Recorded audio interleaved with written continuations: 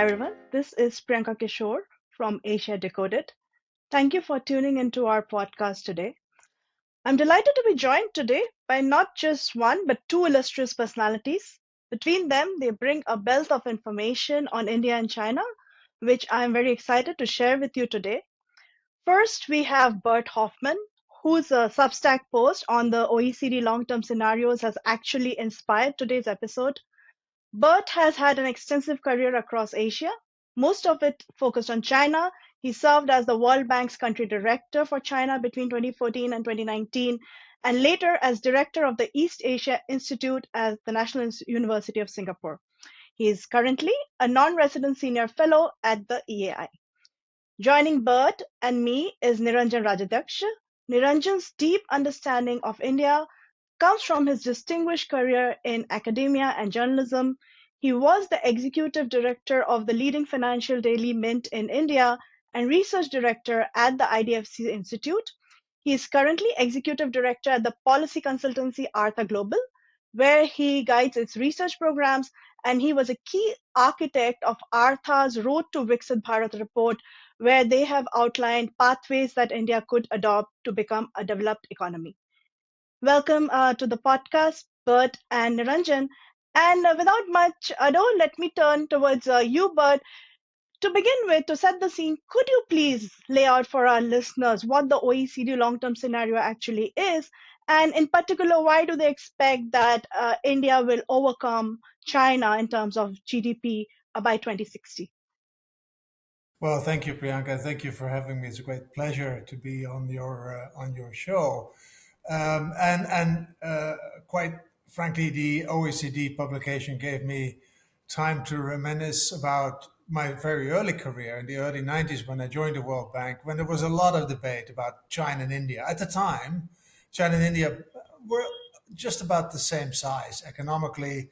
They had the same level of GDP, almost the same level of GDP per capita, and there was a lot of discussion on, well, where would this go in the competition? And I visited India a number of times on conferences, China, India. Well, that got a little bit out of fashion, but now we're actually looking uh, uh, to the end of this century, and things have changed. And what the OECD does, I mean, the OECD is it's not a projection, it's not a forecast, it really is a scenario. And this particular scenario they bring about in the context of climate change. They need to know these very long-term scenarios to understand what the effects would be on climate change. So that's the origin of it. Those scenarios they work quite mechanistically, but smart mechanistically, if you want. A lot of it is demographics, and that is the biggest driver in, if you want, to catch up in the overtaking of India, because China is already facing demographic decline. Their population is declining already a little bit now, but especially the second half of this century, it will be quite rapidly. And by the end of the century, the central projection is that they have less than half of the population, 630 million people. Right now it's 1.4.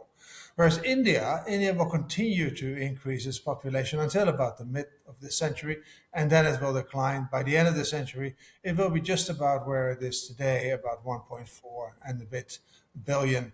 And that's really the main driver. Because if you then translate that into labor force, how many people are actually at work? Well, China is less than 300 million, whereas India is 700 million.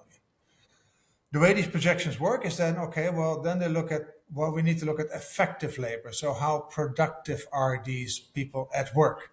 And that they have a model that they have tested and it is estimated, but it's fairly simplified, of course, because they want to do it for many countries. And they basically say, look, we're doing a catch-up model. So the productivity catches up with the most productive entity, in this case, the United States. And that country also grows a little bit in efficiency at 1.3% a year. That's historically proven. So you sort of have a race to catching up. And the better you are in structure, and structure is defined as policy structure, the faster you catch up. And second, the more you are behind, the faster you catch up. as well. So India is behind and has about the same behind China. So they're catching up faster. And they have about the same level of structural parameters as the OECD calls it. So that's why they catch up faster than China. So with much more population, a bit faster catch up, India will overtake China. Again, it's mechanistic. This is projections. This is potential. Sorry, this scenarios. This is potential. It's not yet reality. And that's what we're going to talk about, I'm sure. Yeah, fair enough, but still, it's good to have the dynamics in place as we start talking about that. And so let's come to Niranjan with that. And Niranjan, this is not the first time we're talking about India's demographics, or to be more precise, effective demographics or demographic dividends. And they have continually disappointed, right? Historically, are there reasons to believe that this is going to change going forward? Labor's contribution to India's growth will increase in line with the size of its working population, what it should be. What's your take on it? Yeah, thank you, Priyanka, for inviting me and allowing me to share airtime with Bert. Uh, it's an indisputable fact that India is has a demographic advantage right now. If you look at something like the median age of India, it's about 28 years, and there's a long way to go before it, reaches 40, etc. The second is that most projections show that the Indian labor force is not going to peak in the next 15, 20 years. So that is the demographic advantage or the demographic dividend. But I think there is still work to be done to actually translate that into higher economic growth. So a couple of things. The question, as Bert also said, is what is the effective labor force? And India, there are two structural problems. We know that female labor force participation rates are very low, abysmally low, if I may use a slightly more stronger adjective. And second is a lot of uh, work which is caught in the national surveys is actually forms of casual work, disguised unemployment, people working on family farms, family enterprises, often without being paid for it. So the effective labor force actually is far lower. So one way I look at it, Priyanka, is that if India were at this point optimizing its demographic dividend, then historical example shows us that national savings rate and especially household savings rate peak along with this demographic transition. It's not happening in India, which suggests that the effective labor force or the ability to use this demographic dividend is still not done properly. So yeah, so it's an indisputable fact that there is a opportunity, the potential of a demographic dividend. Some of it is playing into the Indian growth story. I wouldn't say that it has no role to play, but nevertheless, as I said, more work to be done. Simple thing again, if you look at any recent growth decomposition exercise, so basically, how much of Indian growth is coming from addition to labor force, addition to capital stock, and productivity growth, TFP growth.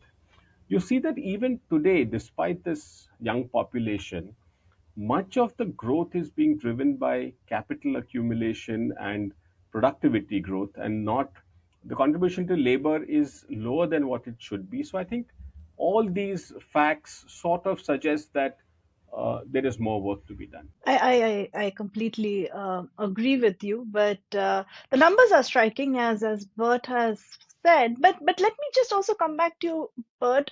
In the post itself, you highlight certain points, right? You say that the OECD does not take into account the advances in automation and robotics that are happening in China, and as you said, effective labor, right? So the efficiency gains themselves could negate some of the shrinking labor supply impact. But what if I take a step back and just ask you a more fundamental question, which has also come up repeatedly in debates, that is China truly past the Lewis turning point? Is it not willingly restricting mobility of labor in rural areas and not letting that labor come in? Well, in terms of labor force joining the modern sector, sure, it still has. In terms of peak labor supply, that's already way gone. So the last decade already, there is a decline in the labor force simply because people stay longer in school. But if you look at the labor that is now left in the countryside, look, a lot of it, frankly, will never make it to the urban areas, those that can already have. And we're now looking at a large part of labor. The average farmer is now well over 50. And so it's very hard to imagine that they would still make the transition. It's their children that make that transition. And that's what you see in the labor force. So rapidly now you see a modernization of agriculture, a lot because now the aged farmers, if you want, they're going to retire. They're not moving to the city; they're retiring, and so that's the demographic dividend in that sense. The Lewis turning point has been passed. Now, what the productivity will bring in terms of robotization, in terms of AI, it's a bit speculative. And frankly, even the experts, even Nobel Prize winner, well, the Nobel Prize winner, the Asamoah is actually quite pessimistic. He says, well, not that much. And others say it is a complete revolution, and it's the realization of John Maynard Keynes' dream that we only need to work, 2 days a week, and we still have all of our income, and the rest we can listen to classical music. So what that is going to be, I think, is a little bit uncertain. But what is it will apply to both India and China. So in that sense, it doesn't make that much of a difference in the competition. And on India, let me say one or two things because I'm absolutely no expert, but I did in preparation for this. I looked a little bit at the numbers, and there's such obvious potential for catch up. One of them, big difference, is the labor participation for women. It's very low in India, could be much higher. Education for women is also much lower. There's a little bit of room still to accelerate the catch up in terms of investment rate. Now, I see now India has a current account deficit, and there's sort of, if you want, right now they're stretched, but you could get the savings rate up. It's about 30% of GDP. In China, it's 44% of GDP, which is too much, but a little bit more could happen there as well. And then the final thing, where China has been tremendously effective, is the transfer of foreign technology. And of course, China has used FDI very, very well. They have used foreign invested firms very well to basically catch up much faster than they would normally do. Final word, but there India is truly not that bad in terms of the average education per laborer. India scores relatively well on their human capital. They're just about where you would expect them to be given their per capita income.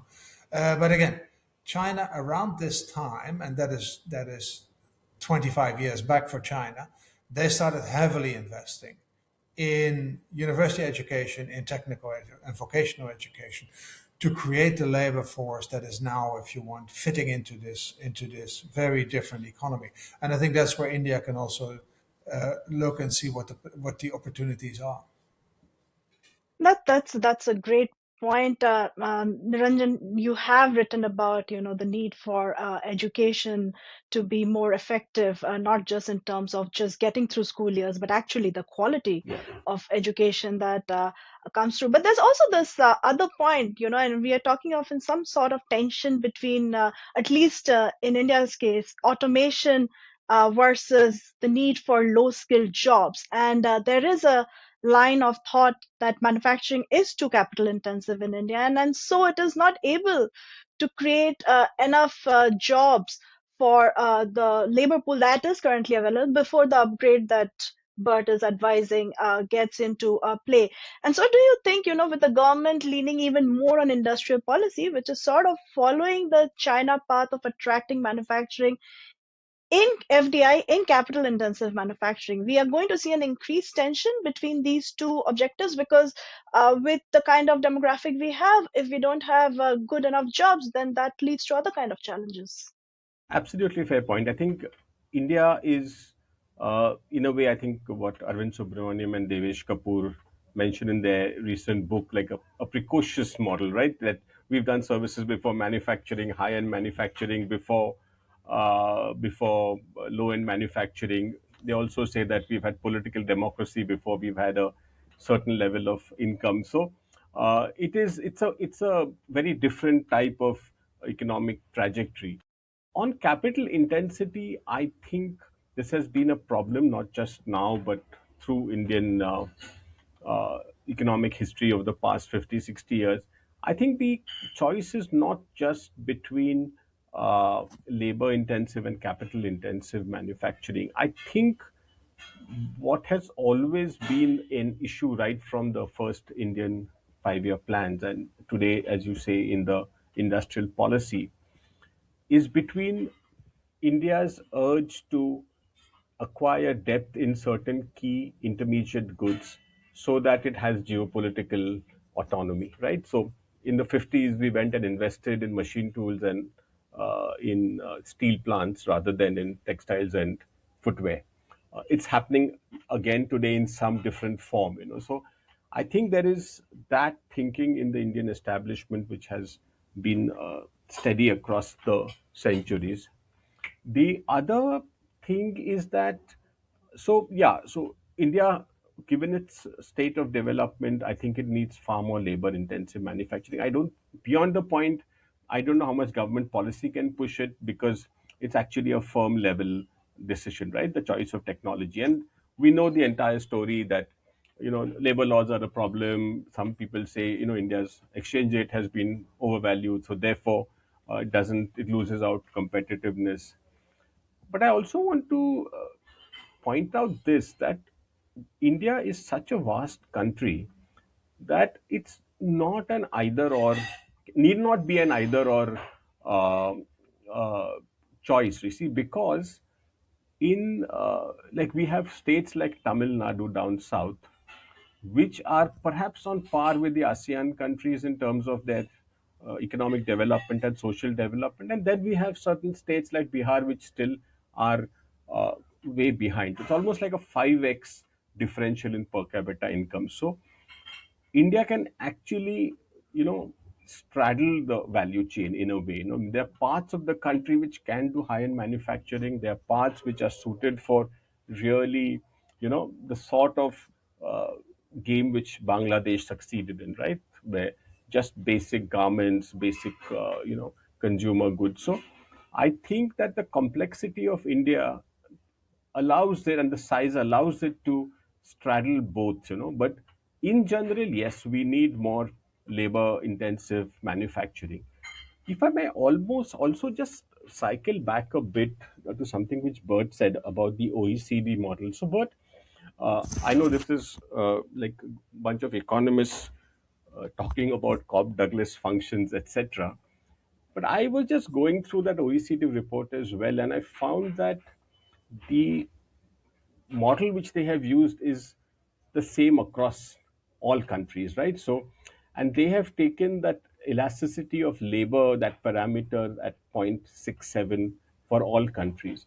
Actually, empirically in India, it is closer to 0.51, So, uh, when I actually, just quick calculation, it makes a big difference to India's potential growth. What is that, 1 minus alpha or whatever you call it. I'm sorry, you have to excuse this slightly weird detour into the mechanics It's of great. Cobb Douglas. But so I think that one of the points I noticed about the OECD model is, I know it's a they're trying to think through it, so it's not, they're not saying it's a rigid forecast. So I think they have, that labor elasticity they have overestimated as far as India goes.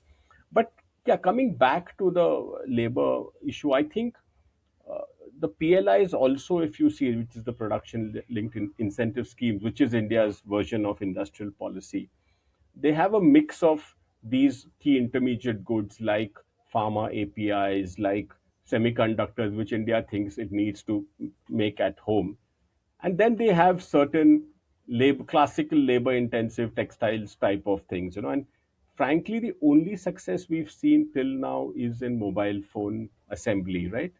That's the only success story. And it's still up in the air how much of that is because of the fiscal incentives and how much is it because of other drivers. So I think, whatever our preferences, I think we are going to see this sort of mixed strategy throughout. I don't think India is going to do a Bangladesh and just go all in with labor intensive manufacturing, or what maybe Korea did in the 50s, or what Malaysia did later. And I think that that's interesting. It's just finding the right balance, but that's what we are just discussing scenarios here. Now, but before I bring us to the current geopolitics, do you want any last word on the Cobb Douglas? You Look, can. I mean, it's a very nice point. I didn't even mention the word Cobb Douglas because I was afraid, but um, it's a fair point. But the same holds for China because China's share of labor in GDP is also less than 0.67. So right now it's a bit below zero point 0.5. So you would also have different equilibria. Also, the other part, the very big difference, and I've been thinking about that a lot, is that China, in part because of its industrial policy, but because of its decentralized industrial policy, they probably haven't used all their capital all that well. So then you would say, well, if you were to think about that in Cobb Douglas terms, you would say, well, capital has depreciated more rapidly than in most other countries. Why is that? Because a lot of it was driven by policy choice, some of it was driven by property bubbles. And you say, well, so the capital stock is not just adding up the previous year's investment. A lot of that did not create productive assets. So if you're going to refine it, I think those are very important refinements, of course, and you will get a different results. But nevertheless, and maybe we're looking at India not twice the size of China by the end of the century, which is quite remarkable. But surpassing it, the demographics almost tell you that. And even now, yes, India is far less productive than China, but if you look at it in PPP terms, it's a bit less than half per employee. So that's not way behind. It is, yes, it's less, and obviously there's a lot of upward potential, but that means that growth can be much more rapidly. So you'd still see that at some point India is most likely to be the largest economy, almost no matter how you see it. The question is much more when. And that ties into the title of this podcast, is the rise inevitable? But I'll just staying with China's growth model because it is hitting limits in different ways, right? We've been talking about demographics, but one thing that has happened, and just pulling the conversation more towards what we are in right now in terms of the tech race between US and China, and I think we can broadly agree that the sort of measures that the US put on China pushed it to up its tech game, its automation, and became very competitive very quickly in exports. And those exports are now flooding the global markets because of under consumption challenges at home. There's an excess capacity problem. Most people would say, love to hear your take on it. But more importantly, can China keep growing like this? What is the end game here? Because if they're not able to lift consumption, at what point do they actually run into a global resistance against their manufacturing superpower? And then what is the growth model? Well, I think on that last part, we have already seen growing resistance from developing countries as well as developed countries. I mean, the US China tensions are in the headlines, but really it's across the board. And it's the EU, but I live now in Indonesia. You have, on the one hand, they very much welcome Chinese investment. On the other hand, they're very nervous about Chinese manufacturing and on how cheap it is. So that's, I think, a political issue for China. If I read the tea leaves, and this is the party, the Communist Party has now made recommendations to the government to the 15th five-year plan. It will be published next week to pay attention to that, i.e., they need to have more consumption, they need to have more investments abroad into manufacturing into those places to which they now export. So, how rapid that goes, but they clearly have seen an issue. My issue that I see, or issue, I think it's fair to say that China in the past 15, 20 years hasn't been maximizing the welfare of the average Chinese citizen. They have been maximizing the power of the Chinese economy and the Chinese state, and they have betted big on manufacturing, more so since geopolitical competition started to play a role. Technological competition is fairly recent, but they have China started investing in high tech well before the competition with the United States. And frankly, in some they succeeded, and some they failed, and they failed terribly in internal combustion engines, for instance, big strategic industry in the early 2000s that basically failed to develop it. But they could use that technology and a lot of the knowledge for producing electric vehicles, where I have to say China can all give us a master class in industrial policy in this particular sector. At the same time, at the tail end, into implementing it, China runs into this problem of industrial policy at the local level, because China doesn't have one industrial policy. I always say China has maybe 30 or maybe 300, depending on whether you look at the province or whether you look at the city level. And so you see a lot of duplication, a lot of cities and provinces that want to have their own electric vehicle, that want to have their own solar energy plant, and that gives basically a lot of waste. And then the surpluses of that production, yes, they need to find a way, and some of it will go abroad. I think the issue would not have come to the fore that much if there wouldn't have been the strategic competition and the geopolitical tensions that have risen. Frankly, not so much because of China's fault, but because of Russia's fault and Russia's invasion of Ukraine. That has put geopolitics and national security to the forefront. So, Europe could have said, well, it's wonderful to get all this cheap stuff from China, and hey, they want to subsidize. It's great because they subsidize the European consumer. But if you need the tanks, if you need the rockets, if you need the steel to defend yourselves against a potential action of the Russian Federation, you must have that industry. And so it starts to become very prominent, the need for having certain industries that are very much adjacent, if you want to military industries. And that's a pity. I wish that the world were different, but I think that's the stage where we're in now. So part of the noise, part of the objection against the surpluses is really the fear of destroying the industries at home that are needed for national security reasons. And in ASEAN, though, there is a different reason, right? And because you're sitting in Jakarta and I'm sitting in Singapore, there is a cheap influx of cheap Chinese goods in the low value added industries as well. And so I think the reasons for pushback, to whatever extent this region might push back, are slightly different, right? The China shock that's playing out in ASEAN is very different from the China shock that's playing out in Europe. And at this point of time, because ASEAN is not as competitive as China in manufacturing, they might get by. But I think this will be a source of friction, if not conflict, within Asia going forward. I, I fully agree. But the positive side is that China has been investing quite a bit in manufacturing in Southeast Asian countries, including in Indonesia.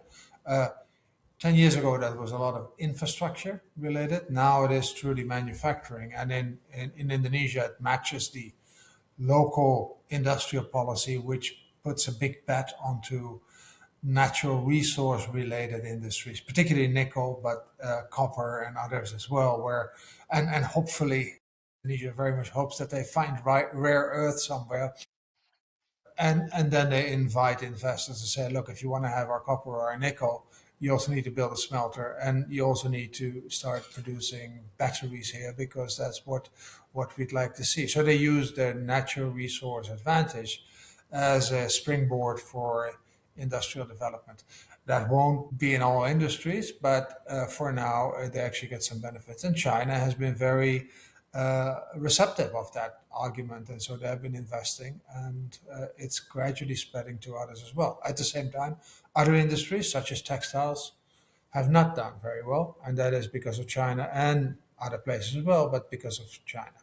Just to bring that point home, China, and like India, frankly, is not either or.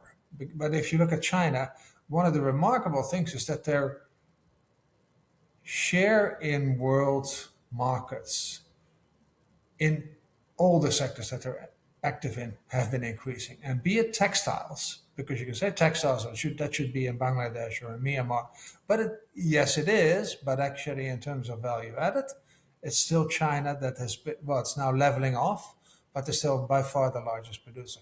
So, and that's in part because they had so much labor to get from the countryside. And now you see a lot of production processes being automated, maybe even a bit ahead of the economic rationale, but being automated, robotized, and therefore they remain competitive in those traditional sectors where they're also forging ahead in the more cutting edge sectors. It's quite remarkable. But I think that that can apply equally to India because India has the same level of labor force. So there's the economic space, the product variety that India could efficiently produce is vast. Niranjan, feel free to respond to Bert, but I also want to shift a bit to services because eventually the OECD, which is the basis for this discussion, it's talking about the end of the century. It's talking about 2100, and arguably, that's when services will have a much bigger role to play in economies than manufacturing, at least in many economies. And one could say India is a hedge here. But we've just concluded a AI Impact Summit, AI Summit, a global AI summit. And while it has attracted a lot of attention for good reasons, there's also sort of fueled this concern that it's going to eat away our existing IT services, the low value testing work that we do, etc., etc. How do you view it? Do you see AI as an existential threat to the BPO and the business services industry that we have built, or do you see that enabling India moving up the services chain value or services value chain? So yeah, that's a tough one, right? The simple answer is everyone's trying to figure out, and I'm in the same camp. And it's early days. Uh, don't exactly know how this AI story is going to uh, play out. So that said, uh, the concerns are there. Means if you've just seen how software services stocks have underperformed the market, not just in the past week or 10 days, but over the past 6 months. There are genuine concerns about the sort of basic coding work which software services companies in India are doing, uh, whether they will survive the AI wave. But I just want to make 2 points, perhaps disconnected points. The first is, you know, on the macro side, if let's say that the software exports industry or software exports don't increase by much or even flatline, I don't think it's going to be a massive shock to the balance of payments, right? I mean, assuming that it's not completely decimated, I think India can absorb this. The bigger question is that also software employs about 5 million people. It's been an escalator of social mobility, but in terms of India's overall labor force, it's not as dominant as some people think. So I think that I would, be a little less panicky about the immediate macro implications. About the longer term issue, see, there are two things, Priyanka. First is, I don't think job is the right unit of analysis. I think all our jobs are a continuum of tasks, right? We do 10, 15, 20 things in our jobs. My guess is that there'll be some tasks which will be automated away.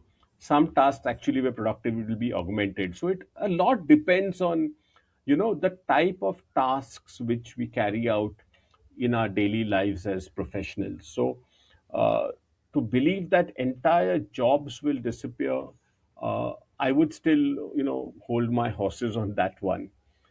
And the third thing is that, see, like an idea of technology overshoot. Sometimes technology moves faster than the ability of firms to absorb that technology in productive ways. We saw it, the famous Solo paradox, when Robert Solo said sometime in the 80s that we see computers everywhere but in the productivity statistics. I think what the underlying message is that the technology is there, but actually for it to meaningfully change productivity or change the operations of companies, it's a much longer process, and it actually starts showing up only later. So I think sometimes technology overshoot happens. Companies, like all institutions, are slower to adapt to new ways, and when they adapt, they may need Indian software companies. So I feel we should be a little careful. I'm not dismissing these concerns, they are genuine, but I would argue against the really panicky or doomsday view that by like next year, all these companies are going to be decimated. uh, there's this interesting argument among economists. Darren Acemoglu and company have pretty dark view of AI. But then there's someone like David Otter who basically believes that AI will actually help build the middle class, the working class. We don't know. So it's a big. Definitely, it's a technology which is going. It's like what we call a general purpose technology, right? It's the same. It actually filters into all areas of economic life. So it is like electricity, it is like the railways, it is like the internet. But I think it's going to play out over a longer time frame than what some of the more pessimistic scenarios or pessimistic analysts are saying. So yeah, so that's the AI thing. Just to go back to the geopolitics, I think that's also going to be another one is climate change. Actually, the entire OECD report is embedded. The basic issue is climate change, and therefore these long-term economic scenarios. But I think how the geopolitics plays out and how India also adapts, because the chances that this is going to lead to a fragmentation of the world in terms of zones of influence, is quite high. So uh, in just by the pure old classical classroom gravity model of trade, India and China should be natural trading partners, right? Two large economies sitting next to each other. They are big partners, but there is now concerns in India about the size of the trade deficit, about Chinese FDI, that in which sectors should it be allowed. I think now there's a slight softening of positions on both sides on this. So India has to actually balance between the fact that there is a large economic power, almost in the same region, but we have a border dispute and general geopolitical competition, and the fact that as a democracy, as a middle power or whatever, it has certain common interests with Europe and America, which is why these FTAs, they've after 91 we had this entire look east policy. Now we seem to be pivoting to a look west policy in the middle of all this global uncertainty. So I think how India plays this, because it's not a small country, it has to, it cannot cut off its options by being in one camp or the other. So that will have implications on our economic strategy and economic future. Hey, it is not in one camp. It is in every camp or no camp, depending upon the situation and the headlines Exactly. of the day. Exactly. But that's an interesting discussion, and in fact, we don't talk enough about services in China, right, Bert? But services is big in China. I was seeing it's close to 57% of GDP or something like that. And Right. why don't we talk about it? Why, do you think that this resurgence of manufacturing that we were talking about, and China is actually talking about AGI. It's on the next level of AI. It's talking about general artificial intelligence, which just takes over everything. And so, do you think that services will slowly petter away in China? There will be a manufacturing powerhouse. Well, so as you noted, service is now the largest sector in the economy, and if you look at where are the jobs being created, it's in services, it's not in manufacturing, which is quite remarkable. Um, It is a question, though. Sort of a lot of the services that we're now seeing as high value services in finance, in well, in medical and others, a lot of them are also quite prone to AI and being replaced by AI. So there is a bit of a dilemma at that level. If you look at the demand side, as people get richer, they are demanding more of what they feel is largely a services product. So naturally, you would say that shifts to the services sector. But I said the how exactly that's going to play out, AI is an important part of that because yes, there's only going to be one violin playing the violin concerto or Beethoven or somebody else, but uh, a lot of services could be very easily automated. The financial service I already mentioned, and that is quite interesting. I feel in terms of a policy point of view because I mean, there's two policies that governments need to think about. One is, well, to what extent do we need to be part of this AI production? So, how far do we need to have our own AI, our own AGI? And the other is, how do we help our labor force adapt? I think China is quite well, and frankly, it was not so much of a policy, but it was non-state actors that came up with AI that were not even subsidized. If you're on DeepSeek is the most famous one. Well, DeepSeek was basically a financial services firm that didn't see much of a future anymore in being a hedge fund in China because Chinese leadership has said that we don't want necessarily the financial sector to get rich. Whether they are coming back from that remains to be seen. But they then started looking at their skill set and they said, well, gee, we've basically been doing something that others would call AI. So let's give that a push. And that's how DeepSeek originated. Of course, I'm simplifying. But it's quite interesting to see that this very innovative part. Alibaba is big there. Tencent's a big there. They're all in the private firms that are doing that are making the progress. China, in terms of policy, they've made an interesting choice because they said, look, irrespective of what happens with the models, whether it's going to be AGI or not, what we want is to be AI to be useful for society. So they put a lot of emphasis on the diffusion of that technology, on the adoption of that technology. And it is their official policy. I think that is quite remarkable. The second aspect of it is really the labor force. And I said, frankly, I'm not even worried about myself. With the pleasure of AI, my lifetime employment is going to be much longer because I don't need to do all that grunt work anymore. I don't need to do all the coding anymore, which I'm getting worse and worse at in any case.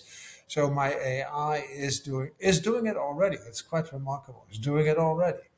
Um, but the problem for that is I used to have an RA for that. I still have RAs, but for different things. But a lot of RA entry level jobs are being rapidly replaced by AI, and it's in economics and statistical work, but it's in legal work, and you could even think of in terms of medical work, because if you have your AI telling you what the diagnosis is, you don't need to five assistant doctors to go around and do all the diagnostics for you. So there's a lot of that risk to entry level jobs. And how do you get experienced people that are very productive and who are helped by AI rather than hurt? Well, you need to grow them up. I started as an RA, and that's how I learned to become an economist. So I'm very concerned about that entry level jobs. And it is to some extent reflected. If you look in the US, there's some studies done on advertisement for jobs, and even in software engineers, actually the number of software engineers demanded hasn't declined despite the enormous capabilities of AI. But it's all experienced software engineers. So those entry level jobs, I think, is a real issue, and that is, I think, a subject for policy. So you could say, look, we need to create pathways, be it through subsidies, regulation, through systems, such as, say, the German apprentice system, to have those pathways in which people become the most productive members of society as they can be. And those are the two areas I think China has figured out the first. On the second, they have not yet. Then there is a much bigger question in the long term, and that is about the distributional consequences of artificial intelligence. I don't think anybody has sorted out yet, but that could be if indeed we don't have to work at all anymore, or only a little bit, and I would just be managing my farm of AI agents that do all the work for me. How do you distribute the wealth created? How do you distribute the value created? It's a big question for us because it used to be work. It used to be work as being the transmission mechanism from effort into output into pay. Well, if you no longer work, how does that work? And that is something that I think we all need to figure out, uh, probably only by the end of this century, but it is an important policy question now. Well, I'm hearing is that I need to get both of you back just to talk about AI for India and China. And I would love to continue talking, but I'm conscious of everybody's time here. So let me just try to close this. We had a fascinating conversation. I loved it that we went into some nerdy stuff and then we came back to ground earth and talked about some of the developments. But let's just go back, and you've already probably answered this. I know you have answered this in your own ways, but to pinpoint, then in some sense, both of you, are you saying that this India versus China and whether India becomes twice the size of China or China's demographics actually inevitably lead to it being third? This is more a function of policy choices, at least India has to make, or is it something that they're already on the path of the policy choices they have made? Both of you, whoever wants to go first. So, if I may go first, see, Priyanka, if look, however you look at it, right, you may say that India's uh, turning point in terms of economic growth, some people say it's 1980, some 91, or whatever, means there are all sorts of fancy statistical tools to argue about. But India has basically maintained a steady growth rate of 6.2, 6.3% over this 30 or 40-year period. And this has come across different political regimes, business cycles, global shocks. So I think there is embedded in everything a certain stable growth rate. The question really is, which always I raise, is that this is not to maintain 6.5% growth over 3 decades, 4 decades is not a small achievement, and it has transformed India.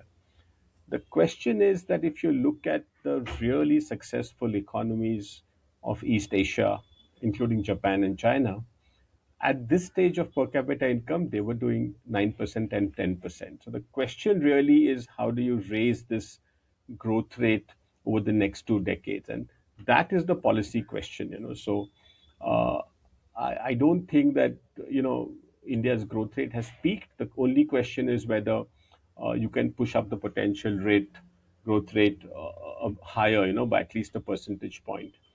And there, of course, policy dynamically adapts to the way the economy matures, right? So what was needed 20 years ago is not, uh, as you said about education, right? 20 years ago the question was, how do you get more kids into school? Now your question is, okay, all kids are in school, how do you actually ensure that they leave with certain level of basic skills? So policy will change dynamically, but I think if you ask me one big question, it is this, that how again India plays or adapts to the changing geopolitical situation.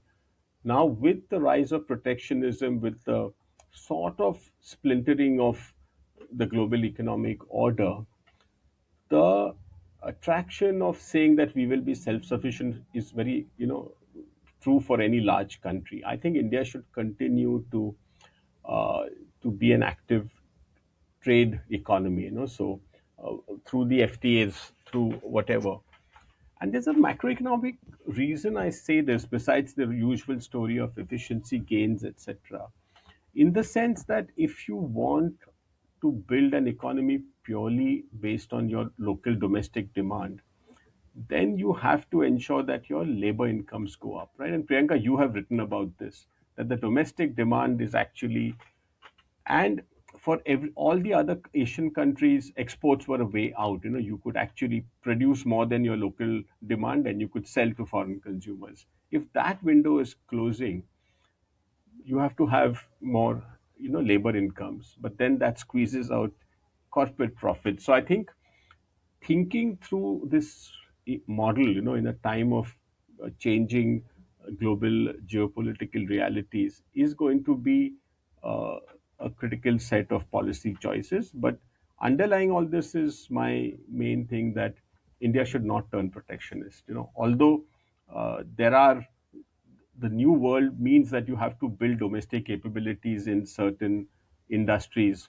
You cannot be dependent on large foreign powers on for certain key, again, intermediate goods. I still feel that as an economic model, we should not be protectionist. We should be a trading nation. But you have the last word. Goodness. Well, I mean, I'm not going to say anything about India because that's. But let me just say that look, I think China has done really well. They started their hyper growth, if you want, with one big policy move, and that was the entry into World Trade Organization. So, for them, an open trading system remains very, very, very important. And I do think that if you want the geopolitics between India and China, if they can both support though an open multilateral world economy, that would be fantastic. It would be a great public good, a great for India, but also for the rest of the world. And China will do so. China has its own Chinese characteristics. I said their industrial policy has some upward potential. If you want, they could do probably a little bit less of it. They could probably be a bit more understanding of other countries' development strategies. But in a way, this should be India's moment. And from a geopolitical point of view, there is more hesitation with China. Let's just face it, for whatever reason, from the US, but to some extent also from the EU. The EU and India is a very natural match. The EU and Southeast Asia, a very natural match. But also India and Southeast Asia is a very natural match in terms of exchange and in terms of mutual investments and development. So India can play a very important role in this development process of other countries as China becomes richer and richer, and they will be more preoccupied with strategic competition with the United States and other issues.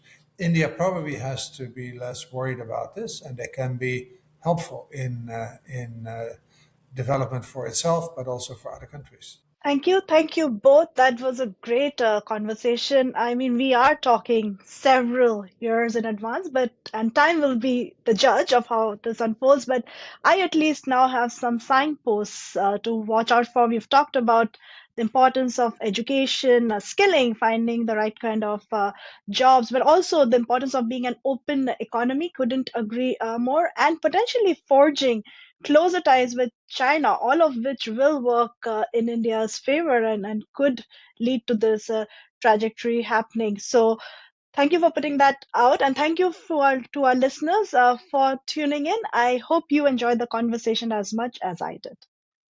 Thank you, Priyanka, for inviting. Thank you.